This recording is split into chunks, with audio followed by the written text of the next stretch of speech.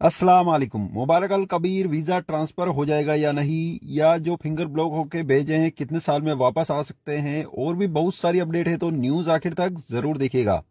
Kuwait में जितने भी लोग हैं तो इकामा ट्रांसफ़र करना चाहते हैं। सबसे पहले तो खादिम के लोग हैं, उनका तो अभी ट्रांसफ़र चल रहा है 12 सितंबर तक, और भी 4-5-6 दिन बाकी है तो चलेगा।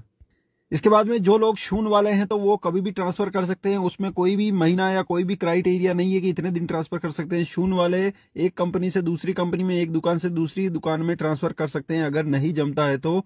कुवैत में ऐसी बहुत सी स्मॉल और मीडियम कंपनीज है जिनके क्राइटेरिया है 3 साल तक। कोई भी नया आदमी कुवैत में आता है तो 3 साल इकामा ट्रांसफर नहीं कर सकता, इस बात का ध्यान रखें। अब ये लोगों को समझना होगा कि वो कौन सी कंपनी में है, उसका रूल्स क्या है। तो 3 साल तक इकामा ट्रांसफर होगा या नहीं होगा तो ये पता चल जाता है आसानी से पता करने के बाद में।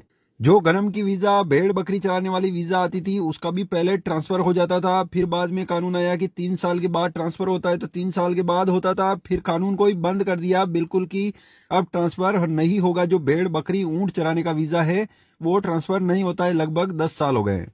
लेकिन उसके बताके पे देखोगे तो वो भी 18 नंबर वीजा ही, 18 नंबर एकामा ही होगा, लेकिन वो ट्रांसफर नहीं होता है क्योंकि वो एक गनम का वीजा है। इसके साथ ही शून का वीजा होता है तो वो ट्रांसफर हो जाता है। वीजा लेते टाइम ध्यान रखें कि मजरे का वीजा किसी भी कंस्ट्रक्शन लाइन की कंपनी में, किसी दुकान पे ट्रांसफर नहीं होता, वहां पर शिफ्ट नहीं कर सकते। चाहे लोग कुवैत में इकामा के पैसे खर्च करके काम करते हो कहीं कंस्ट्रक्शन लाइन में, बिल्डिंगों के किसी भी काम में, तो वहां पर इकामा ट्रांसफर कराना चाहेंगे तो नहीं होगा।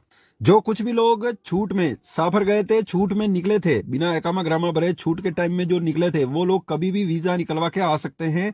उन पर कोई भी फिंगर ब्लॉक नहीं है। जो छूट से पहले पकड़े गए थे, छूट के बाद में पकड़े जा रहे हैं, वो लोग फिंगर ब्लॉक होके जा रहे हैं तो लाइफ टाइम कुवैत में बैन है। कुवैत में कभी भी नहीं आ सकते। हालांकि वो कभी भी अगर जाली पासपोर्ट बना लेते हैं कहीं से वास्ते के थ्रू, कैसे भी करके, तो एक तरह से कुवैत में आते हैं तो कुवैत एयरपोर्ट पर पकड़े जाएंगे। अगर वहां पर मान लो कुवैत एयरपोर्ट में भी निकल गए, पता नहीं चला, तो कभी भी चेकिंग में अगर पकड़े जाते हैं तो पता लग जाएगा। इसीलिए उसका कोई वैलिड नहीं है कि वो कुवैत में कमा सकेंगे।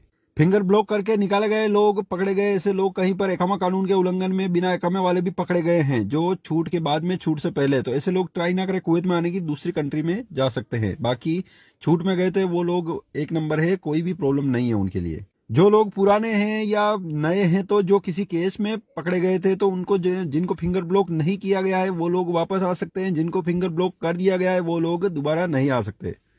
सबसे जरूरी बात, जिन लोगों का इकामा नजदीक आता है लगाने के लिए, तो जिनका बायोमेट्रिक नहीं हुआ है तो इकामा रुक जाएगा, तो ग्रामा लग सकता है कुछ दिनों का, क्योंकि जब तक बायोमेट्रिक नहीं करवाएंगे तो इकामा रिन्यू नहीं होगा। तो बायोमेट्रिक पहले करा लें, नहीं तो हो सकता है 5 दिन भी ज्यादा हो तो 5 दिन का ग्रामा लगेगा। 10 दिन ऊपर निकलते हैं तो 10 दिन का ग्रामा लग सकता है।